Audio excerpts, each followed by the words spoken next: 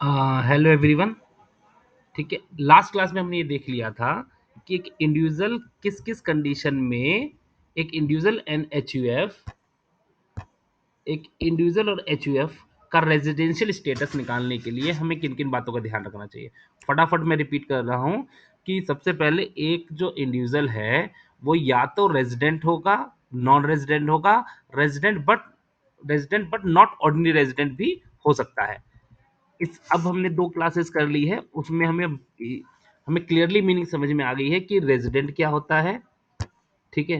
Resident क्या होता है, नॉन रेज़िडेंट क्या होता है और रेज़िडेंट नॉट ऑर्डिनरी रेज़िडेंट क्या होता है। रेज़िडेंट वो है जो या तो 182 दिन पिछले साल में रहा हो या 60 दिन और 365 दिन वाली कंडीशन 365 दिन वाली कंडीशन को फुलफिल कर दे। अगर वो इस टेस्ट में फेल हो जाता है तो वो नॉन रेज़िडेंट कहलाता है, ठीक है? तो अगर फिर से अगर वो रेज़िडेंट है तो फर्दर अगर वो रेजिडेंट है तो फिर से उसको एक और टेस्ट देना पड़ता है ये चेक करने के लिए कि वो रेजिडेंट है वो रेजिडेंट है कि रेजिडेंट नॉट ऑर्डिनरी रेजिडेंट है, ठीक है? अगर वो टेस्ट फेल कर जाता है सेक्शन 6 का पहला पार्ट तो हमें दोबारा से चेक करना है कि वो रेजिडेंट है कि resident but not ordinary resident है, ठीक है? तो इसके लिए फर्दर एक टेस्ट करना है हमें, सेक्शन 6 का सेकंड पार्ट आ जाता है इसमें, ठीक है? इसमें हमें resident but not ordinary resident है, तो इस केस में हमें फिर से 2 टेस्ट करने हैं और दोनों टेस्ट में अगर वो पास हो गया तो वो रेज़िडेंट कहलाएगा, अगर फेल हो गया तो resident but not ordinary resident कहलाएगा कि वो पहली बात पिछले 10 सालों में हमारे वाले साल को छोड़ के, जैसे मान के चलिए हम 21-22 का कैलकुलेशन कर रहे हैं, हमारा प्रीवियस ईयर 21-22 है, तो उसको छोड़ करके उसके पिछले एक रिकॉर्डिंग चेक में हाँ हो रही है, ठीक है। रेजिडेंट अगर वो पिछले 10 सालों में हमारा वाला साल छोड़ के उसके पिछले 10 सालों में वो किसी भी 2 साल में रेजिडेंट हो गया तो एंड और वो पिछले 7 सालों में हमारा वाला साल कौन सा है जो 21-22 हम सोच रहे हैं वो छोड़ के अगर 730 दिन इंडिया में रह गया तो भी वो रेजि तो अगर रह गया अगर ये दोनों कंडीशन सेटिस्फाई हो गई तो रेजिडेंट वो रेजिडेंट कहलाएगा ऑर्डिनरी रेजिडेंट नॉट ऑर्डिनरी के लिए अगर वो दोनों में से एक भी टेस्ट को फेल कर गया या तो ये कोई भी एक टेस्ट अगर फेल कर गया तो वो resident but not ordinary resident हो गया। तो आप देखिए दोबारा से हम आते हैं कि कौन कौन पर्सन बचते हैं, ठीक है? एक सेकेंड, ये देखिए। अब इसके बाद जो आती है partnership firm, LLP, company, trust and AOP.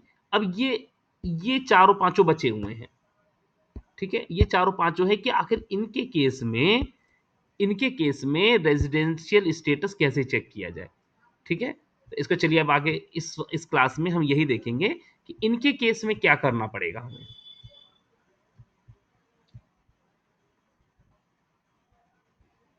एक सेकंड बस मैं उस पेज पर आ जाऊं आपका, ठीक है?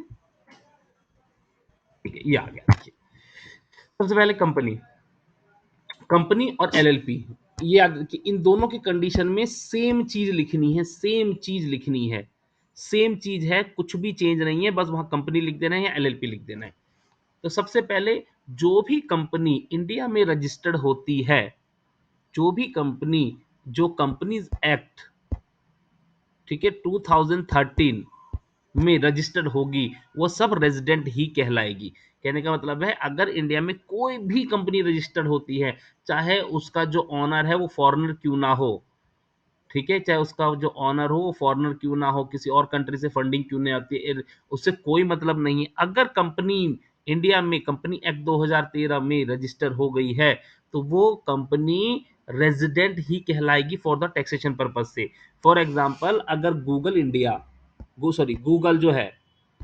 जो है अगर यूएस में रजिस्टर्ड है और अपना एक ऑफिस इंडिया में खोल लेगी, ठीक है, तो उस केस में भी वो रेजिडेंट कहलाएगी। दो कंडीशन है, पहला या तो वो कंपनी रजिस्टर हो जाए, अगर वो रजिस्टर नहीं भी होती है तो उसने अपना एक ऑफिस खोल रखा हो इंडिया में, उस केस में भी वो इंडिया के पर्पज से रेजिडेंट कहलाएगी, ठीक है? इंडिया के पर्पज से वो कंपनी रेजिडेंट कहलाएगी। अब ध्यान से सुनिए, अगर कोई कंपनी, ठीक है, अगर कोई कंपनी, ध्यान से बिल्कुल कंसंट्रेट करके, अगर कोई कंपनी इंडिया में रजिस्टर्ड है, ठीक है, जैसे कि कंपनी एक्ट 2013 में रजिस्टर हो गई, ठीक है, अब इंडिया से वो पूरी दुनिया का काम कर रही है, पूरी दुनिया का काम कर रही है, ठीक है? पूरी दुनिया में काम कर रही है। उस केस में उसकी पूरे वर्ल्ड वाइड जितनी भी इनकम होगी, जितनी कंट्रियों से उसको प्रॉफिट होगा, वो सारी की सारी इंडिया वाली कंपनी में मर्ज हो जाएगी। इंडिया वाली कंपनी में मर्ज हो जाएगी और उस पे हम टैक्स लगा देंगे। फॉर एग्जांपल देखिए, इन्फोसिस लेते हैं। इन्फोसिस आपको भी पता है कि इंडियन कंपनी है, ठीक है? इन्फोसिस क्या सिर्फ इंडिया में रजिस्टर्ड है? नहीं, यूएस, कनाडा और भी बहुत सारी कंट्रीज में इन्फोसिस रजिस्टर्ड है। तो बेस कंट्री कौन सी है इन्फोसिस की? इंडिया। तो वो क्या करेगी, इंडिया में जो मेन कंपनी है वो तो अपनी सारी कंट्रियों की वहां पे जितनी भी सेल परचेज है, जितनी भी है, वो कंसोलिडेट करके और इंडियन कंपनी वाली जो बैलेंस शीट है उसमें हमें दिखाना पड़ेगा, ठीक है? और टोटल करके मान के चलिए इंडिया में उसको 100 करोड़ का प्रॉफिट है, यूएस में उसको 50 करोड़ का प्रॉफिट है, ठीक है? तो उसका टोटल प्रॉफिट 150 कहा जाएगा। 150 लाख, एक सॉरी 100 करोड़ है और 50 करोड़ है, 150 करोड़ पे उसको इंडिया में टैक्स देना पड़ेगा। अब ये एक बात बताइए, ये जो 50 करोड़ है यूएस में, क्या यूएस कंट्री छोड़ देगी? यूएस यूएस छोड़ देगा अपना टैक्स? नहीं, यूएस भी इस पे टैक्स ले चुका होगा। जैसे हम इंडिया में हमारी कंपनी में टैक्स लेंगे तो यूएस भी टैक्स लेगा। बट होता क्या है ना, एक वर्ड में बता रहा हूँ, इसको नॉर्मली पढ़ लीजिएगा, अच्छी चीज है सीखने के लिए, एग्जाम पर्पज से नहीं है, बट सीखने के लिए ना एक अच्छी चीज है। DTAA, DTAA, ठीक है? दूसरा कलर ले लेते हैं, थोड़ा अच्छा दिखेगा। हाँ, DTAA, ठीक है?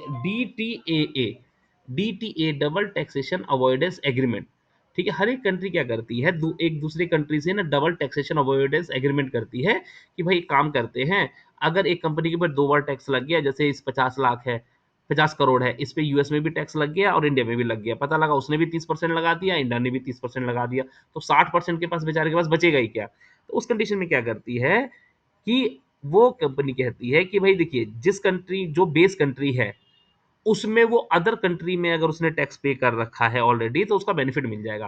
कहने का मतलब है इस 50 करोड़ में अगर उसने 30% यूएस में पे कर रखा है, हो सकता है 40% हो, 35% हो किसी कंट्री में, डजेंट मैटर, ठीक है ना? तो उस कंट्री में अगर उसने टैक्स पे कर रखा है, तो इंडिया में जब वो कैलकुलेशन होगी तो टोटल टैक्स 50 करोड़ पे जो बनेगा उसमें उसका बेनिफिट हो जाएगा। जैसे 50 करोड़ पे मान के चलिए 15 करोड़ पे टैक्स बनता है और यूएस में वो ऑलरेडी 12 करोड़ दे चुका है, फॉर एग्जाम्पल, तो उसको 3 करोड़ ही इंडिया में टैक्स देना पड़ेगा, ठीक है? इसको कहते हैं डबल टैक्सेशन अवॉइडेंस एग्रीमेंट। ये होता है हर एक कंट्री आपस में करके रखती है। नेट पे आप सर्च करेंगे, हर एक कंट्री के साथ है, ठीक है?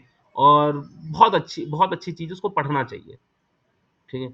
हम लोग इंटरनेशनल टैक्सेशन में डील करते हैं, तो ऑलमोस्ट हम पर डे हमारे किसी न किसी कंट्री के साथ डील होता है, तो उसमें हम हर पर डे उस ना डबल टैक्सेशन अवॉइडेंस एग्रीमेंट को हम रीड करते हैं। तो हर एक कंट्री का अलग कंडीशन, हर एक कंट्री का टर्म एंड कंडीशन अलग है, उसके अकॉर्डिंग टैक्स का डिसाइड किया जाता है, ठीक है? तो ये मेरे ख्याल से आपको क्लियर हो गया कि अगर कंपनी इंडिया में रजिस्टर्ड है तो वर्ल्ड वाइड सारी इनकम पे वो टैक्स देगी। अब लेकिन एक चीज और भी है, ऐसा भी तो हो सकता है कि कोई यूएस की कंपनी इंडिया में रजिस्टर हो गई, ठीक है? जैसे एक रुचिए, इसको मैं मिटाता हूँ, फिर से एक एग्जांपल लेते हैं।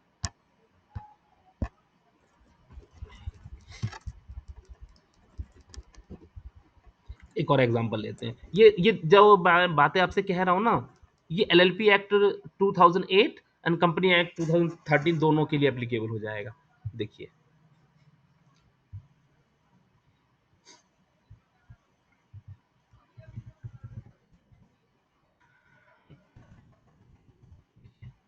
मान के चलिए कि गूगल गूगल है, आप बोलेंगे ये तो यूएस में रजिस्टर्ड है, ठीक है? अब वो क्या करती है, इंडिया में एक ब्रांच खोलती है, ठीक है? एक ब्रांच खोलती है, ऑब्वियसली हर कंपनी करती है कि जिस कंट्री में वो बिजनेस करना होता है उस कंट्री में वो ब्रांच खोलेगी, ठीक है? तो वो क्या कहते हैं, मैंने ये ब्रांच जो खोला है ये यूएस में रजिस्टर्ड है, मेन कंपनी यूएस में गूगल रजिस्टर्ड है, उसने ब्रांच इंडिया में खोला।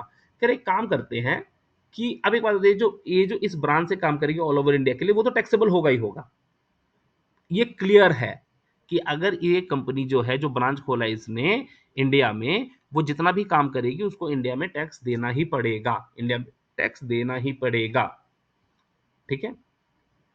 बट अब गूगल क्या करता है, कहता है यार हम ना एक काम करते हैं, जो साउथ एशिया है, ठीक है, जिसमें कि आपका श्रीलंका, इंडिया, ठीक है, और इधर चाइना वगैरह आ जाते हैं, ठीक है, और भी छोटी छोटी जो कंट्रीज हैं, म्यांमार व्यांमार, वो सब आ जाते हैं। वो कहते हैं यार हर एक कंट्री में ओपन करने से अच्छा है इंडिया में ही खोलते हैं, और ये जो ब्रांच है वो यहाँ से श्रीलंका, ठीक है, अब मान लीजिए अफगानिस्तान, ठीक है, पाकिस्तान, ठीक है, बांग्लादेश, ठीक है, नेपाल, और भी जो आसपास की छोटी मोटी कंट्री उसमें डील करेगी, ठीक है, यहाँ से बैठे बैठे डील करेगी।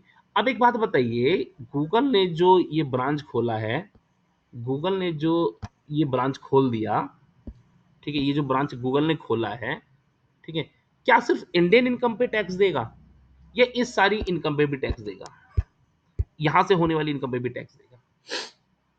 बताइए, सोचिए पहले। ठीक है, ये इन सारी कंट्रियों में होने वाली इनकम पे भी टैक्स देगा, क्योंकि मेन क्या है, वो इंडिया में बैठ के कर रहा है सारा बिजनेस, वो इंडिया में बैठ के सारा बिजनेस कर रहा है, इसलिए इन कंट्रियों से भी होने वाली इनकम पे वो टैक्स देगा। बट क्या ये यूएस को भी, यूएस में भी जो इनकम हो रही है उस पर भी टैक्स देगा? नहीं, हम उस यूएस की कंपनी से टैक्स नहीं मांग सकते, क्योंकि जो मेन पेरेंट कंपनी है वो हमारी है ही नहीं। जैसे इन्फोसिस हमारी पेरेंट कंपनी थी, तो उसकी वर्ल्ड वाइड जहां से भी इनकम होगी उस पर वो टैक्स भरेगा। बट जो ब्रांच ऑफिस है ना, इसको कहते हैं वो, जहाँ पे मैनेजमेंट उसने बिठा रखी है, वो जिस जिस कंट्री के लिए काम करेगी, सिर्फ उस कंट्री के लिए वो हम टैक्स लगा सकते हैं। मेन पेरेंट कंपनी अगर कोई इनकम कमा रही है उस पर हम टैक्स नहीं लगा सकते, ठीक है। यहाँ से वो जितनी भी सप्लाईज ऑल ओवर वर्ल्ड देगी उन सब पे हमें हम टैक्स लगा देंगे, ठीक है। तो अब इसकी डेफिनेशन पढ़िए, देखिए ध्यान से, अब पढ़ते हैं इसकी definition. Company in India, the residential status of company is determined by the place of it in incorporation. वो रजिस्टर्ड कहाँ है? मैंने बताया ना, अगर कंपनी एक्ट में इंडिया में 2013 में, कंपनी एक्ट 2013 में अगर रजिस्टर्ड है, तो वो इंडिया की रेजिडेंट बाय डिफॉल्ट मान ली जाएगी, उसके लिए कुछ चेक वेक करने की जरूरत नहीं है। A company that is incorporated in India is considered a resident Indian company. मैंने आपको पहले ही बता दिया, अगर इंडिया में रजिस्टर्ड है तो रेजिडेंट ही मानी जाएगी। वाइल, जबकि company that is incorporated outside India, यहां पे आप गूगल वाला एग्जांपल याद रखिए, ठीक है, but has its place of effective management, मतलब उसकी कोई ब्रांच ऑफिस होगी इन India, is also consider a resident Indian company. वो कंपनी क्या होगी, एक इफेक्टिव प्लेस ऑफ बिजनेस भी अगर वो खोल लेती है इंडिया में, जैसे उसकी कोई ब्रांच इंडिया में खुल गई, वो भी कंपनी जैसे फॉरेन कंपनी होती है ना, ठीक है ना, कोई गूगल, अगर गूगल यूएस में रजिस्टर्ड है, उसने इंडिया में एक ऑफिस खोल लिया, वो कंपनी भी रेजिडेंट कहलाएगी, नॉट यूएस वाली, इंडिया वाली। फॉर एग्जाम्पल, एक और एग्जाम्पल देता हूँ, जैसे आपने देखा होगा ना, सैमसंग है, सैमसंग, सैमसंग जापान की कंपनी है, ठीक है, लेकिन आपने देखा होगा इंडिया में एक कंपनी है सैमसंग इंडिया प्राइवेट लिमिटेड, ठीक है, तो वो भी इंडिया में रेजिडेंट ही कहलाएगी, ठीक है ना, ठीक है, ठीक है। ए non resident company is one of that. यहाँ पे आप ना फेसबुक लिख लीजिए, ठीक है, एफबी, एफबी का कोई ऑफिस इंडिया में नहीं है, आपको पता है, इंडिया में ना कोई ऑफिस नहीं है इसका, ठीक है, इंडिया में इसने ऑफिस नहीं खोल रखा, उबर ने भी ऑफिस नहीं खोला हुआ है, ठीक है।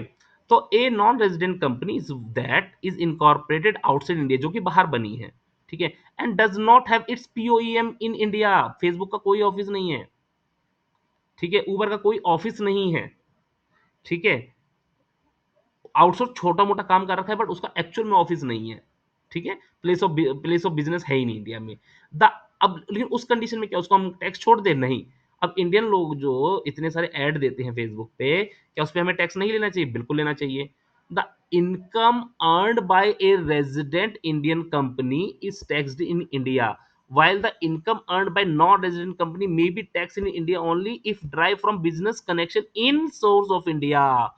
उस जैसे फेसबुक अगर इंडिया में जो इंडिया वाले लोगों से पैसा ले रहा है, सिर्फ उस वाली इनकम पे हमें टैक्स लगाएंगे, ठीक है। अगर कोई नॉन रेजिडेंट कंपनी है जो, जिसका ऑफिस इंडिया में है ही नहीं, तो उस केस में क्या करेंगे, जो इंडिया से होने वाली इनकम है उस पे हम टैक्स लगा देंगे, ठीक है, इंडिया से होने वाली इनकम पे हम टैक्स लगा देंगे, ठीक है जी। मेरे ख्याल से ये क्लियर है, ठीक है। सेम चीज एलएलपी पे है, इसमें कोई फर्क नहीं है, बस जहां जहां कंपनी लिखा है वहां वहां एलएलपी लिख देना है। सेम चीज एलएलपी की कंडीशन में भी है। ठीक है, तो हमारा क्या क्या कवर हो गया पर्सन की डेफिनेशन में? हमने इंडिविजुअल पढ़ लिया, एचयूएफ पढ़ लिया, कंपनी पढ़ लिया, एलएलपी सेम है, कोई चेंज नहीं है। ठीक है, अब एओपीबीआई। ठीक है, एओपीबीआई में आपको पता होगा कि ये क्या होता है, एसोसिएशन ऑफ पर्सन, मतलब ग्रुप ऑफ पर्सन होता है, जैसे सोसाइटी या कुछ, ये ग्रुप ऑफ पर्सन होते हैं। इसमें आपको कुछ याद नहीं रखना है। अगर इसके टोटल लोग में से 51% लोग एनआर है, नॉन रेजिडेंट है, तो ये एनआर हो जाएगा, नॉन रेजिडेंट कहलाएगा। लेकिन आप चीज याद रखिएगा, नॉन रेजिडेंट के केस में भी ना इंडिया से ड्राइव होने वाली सारी इनकम, देखिए सेक्शन 9 में क्लियर सब कुछ बताएंगे कि किस किस से हम टैक्स लेते हैं। नॉन रेजिडेंट होने का मतलब ये नहीं है कि उस पर टैक्स नहीं लगता, उस पर भी टैक्स लगता है। ठीक है, बस हमें ये देखना होता है कि उसकी इनकम इंडिया की है कि इंडिया के बाहर की है। रेजिडेंट में क्या होता है ना, कि उसकी इंडिया की इनकम और बाहर की इनकम दोनों पे टैक्स लगा देते हैं। ठीक है, बट बट नॉन रेजिडेंट के केस में सिर्फ इंडिया में होने वाली इनकम पे टैक्स लगा देते हैं और कोई फर्क नहीं होता है। भाई इंडिया में आप रेजिडेंट हो या नहीं हो, ठीक है, इंडिया में आपका इफेक्टिव प्लेस ऑफ मैनेजमेंट है कि नहीं ये मैटर नहीं करता। ठीक है, इंडिया से होने वाली किसी भी तरह की इनकम को वो हम इस पे टैक्स लगा देंगे। ठीक है, एक्रो अराइज हम पढ़ेंगे, सेक्शन 9 पढ़ेंगे, उसमें बहुत सारी चीजें बहुत अच्छी बताई हुई है। ठीक है, अब आप क्योंकि मेन क्या है, लगभग ये रेजिडेंशियल स्टेटस खत्म है, इसमें अब सिर्फ ये बताना है कि हम किस इनकम पे टैक्स लगाएंगे, किस इनकम पे टैक्स नहीं लगाएंगे, और रेजिडेंट, नॉन रेजिडेंट और नॉट ऑर्डिनरी रेजिडेंट, इन तीनों में किस इनकम पे टैक्स देंगे ये, और किस इनकम पे टैक्स नहीं देंगे। ठीक है, बस यही चेक करना है। ठीक है, तो अभी तो हम यही जान रहे हैं कि कौन रेजिडेंट है, कौन नॉन रेजिडेंट है, और कौन resident but not ordinary resident है। ठीक है, तो ये हमें जानना अभी यही ज्यादा जरूरी है। ठीक है, ठीक है। तो एओपी बीओआई में कुछ नहीं लिखा हुआ है, residential member, all the member, अगर वो सारे इंडियन हो गए तो वो रेजिडेंट कहलाएगा, उसमें से 51% से ज्यादा अगर 51% से ज्यादा अगर नॉन रेजिडेंट है तो वो नॉन रेजिडेंट कहलाते हैं। ठीक है, आर्टिफिशियल जुरिडिक्शन पर, artificial judicial person in India, artificial judicial person such as trust societies considered a separate legal entity. The residency status of artificial judicial person is determined by place of its registration, same company की तरह ही जैसे कि कहाँ पे registered है। ठीक है, जैसे आपने बहुत सारी एनजीओ देखी होंगी, बहुत सारी एनजीओ देखी होंगी कि वो इंडिया में रजिस्टर है, जैसे कि ये गिव इंडिया, या फिर और भी बहुत सारे हैं ना, जो बच्चों की ये वानी करके है, और अजीम प्रेमजी फाउंडेशन, ये सब इंडिया में रजिस्टर्ड है, ऑब्वियसली वो तो रेजिडेंट ही कहलाएंगे। लेकिन बहुत सारी जो एनजीओ हैं वो बाहर से ही ऑपरेटेड है। ठीक है, वो इंडिया में है ही नहीं, जो अदर कंट्री में रजिस्टर्ड है बट इंडिया में वो चैरिटेबल काम करती है ना। तो अगर वो उस केस में अगर वो बाहर में रजिस्टर्ड है तो वो कंपनी जो है नॉन रेजिडेंट कहलाएगी, बट उस कंडीशन में भी अगर इंडिया से कोई भी इनकम उसकी ड्राइव हो रही है तो उस पर टैक्स लग जाएगा।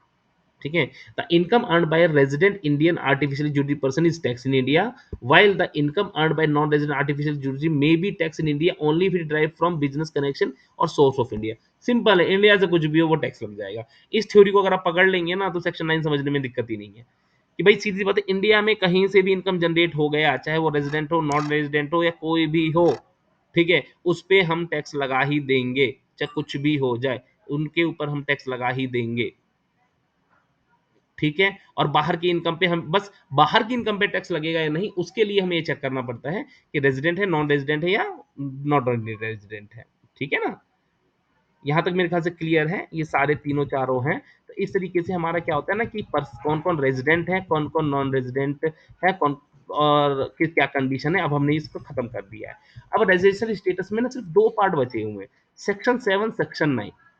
ठीक है, नेक्स्ट क्लास में हम वो भी खत्म कर देंगे। उसके बाद हमारा जो शुरू होगा वो इनकम फ्रॉम हाउस प्रॉपर्टी, जो कि लाइव क्लास में हम लेंगे। एक्चुअली थोड़ा कोल्ड हो गया था इसलिए ना टाइम ही नहीं मिला, तो मैंने रिकॉर्ड करके हम खत्म कर रहे हैं इसको।